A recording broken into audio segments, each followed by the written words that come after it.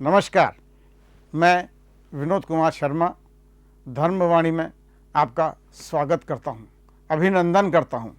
आज हम गीता के चौथे, पाँचवें और छठे श्लोक को समझने का प्रयास करते हैं, जो इस प्रकार है।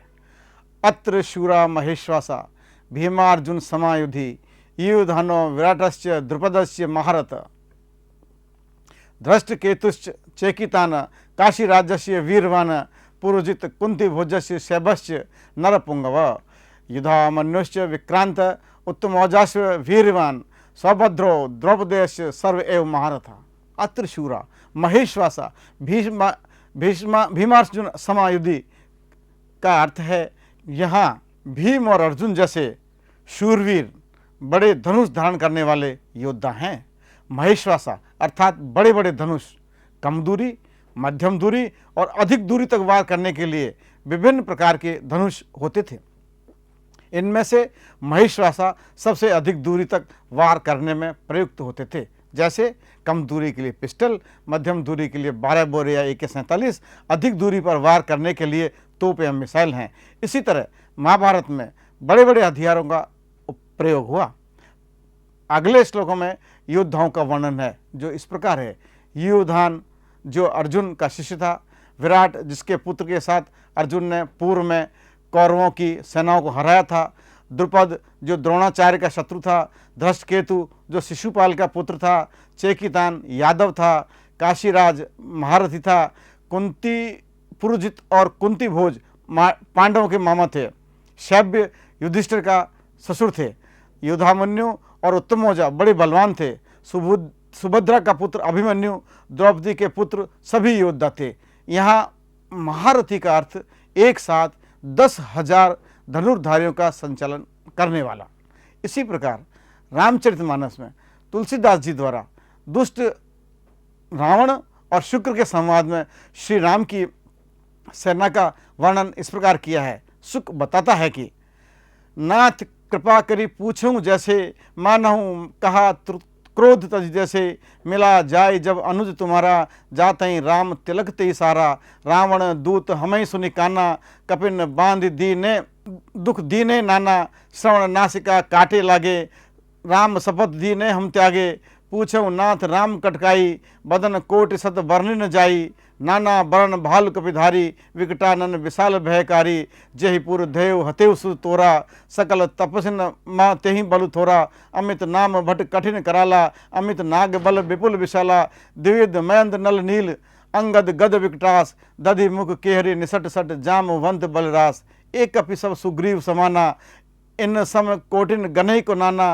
राम कृपा अतुलित बल तिन्हि, तृण समान त्रिलोकहि गिनहि, असमय सुना श्रवण दस कंदर, पद्म 18 जूतभ बंदर, नाथ कटक में सो कपि नाही, जो न तुम्हें जी तेरन माही, परम क्रोध मीजई सब हाथा, आय सुपे न देहि रघुनाथा, मर्द गर्द मिल वहीं 10 सीसा, ऐसे ही बचन कहीं सब कीसा, गर्जई तरजई सहज शंका, मानव ग्रसन चहत सहित लंका, सहज सूर कपि भाल सब, पुनि सिर पर प्रभु राम, रावण काल कोटि कहूँ जीत सकहीं संग्राम।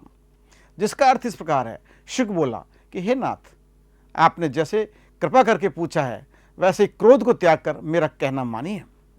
जब आपका छोटा भाई श्री राम जी से जाकर मिला, तब उसके पहुंचते ही श्री राम जी ने उसको राज तिलक कर दिया। हम रावण के दूत हैं, यह सुनकर वानरों ने हमें बांधकर बहुत कष्ट दिए।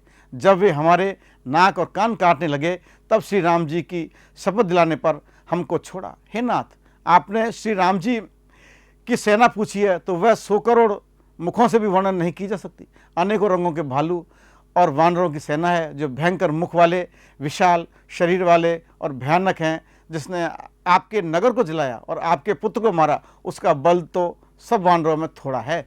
असंख्य नामों वाले बड़े ही कठोर और भयंकर योद्धा हैं, उनमें असंख्य हाथियों का बल है और बड़े ही विशाल हैं। द्विविध मयंद नील नल अंगद गद विकटास दधिमुख केसरी निषठ शठ और जाम्बवन, ये सभी बल की राशि हैं। यह सब वानर बल में सुग्रीव के समान है और इनके जैसे करोड़ों हैं, उनको गिन ही कौन सकता है। श्री राम जी की कृपा से उनमें अतुलनीय बल है। वे तीनों लोगों को तृण के समान समझते हैं। हे दशानन, मैंने कानों से ऐसा सुना है कि 18 पदम तो अकेले वानरों के सेनापति हैं, और हे नाथ, उस सेना में ऐसा कोई वानर नहीं है जो आपको रण में न जीत सकें।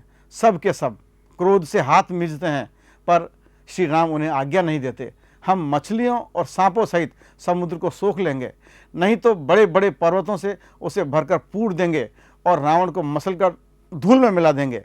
सब वानर ऐसे ही वचन कर रहे हैं। सब सहज ही निडर हैं। सब प्रकार गरजते डपटते हैं, मानो लंका को निगल जाना चाहते हों।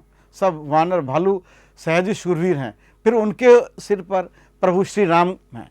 हे रावण, वे संग्राम में करोड़ों कालों को भी जीत सकते हैं। इस प्रकार हर युग में अनीति पर चलने वाले दुष्ट पुरुष नीति पर चलने वाले सत्पुरुषों से हमेशा भयभीत ही रहते हैं, चाहे वह दिखावे में कितनी ही अहंकारपूर्ण बातें करें। तो दोस्तों, ये रही गीता के श्लोक और रामचरितमानस की चौपाइयों की समानता।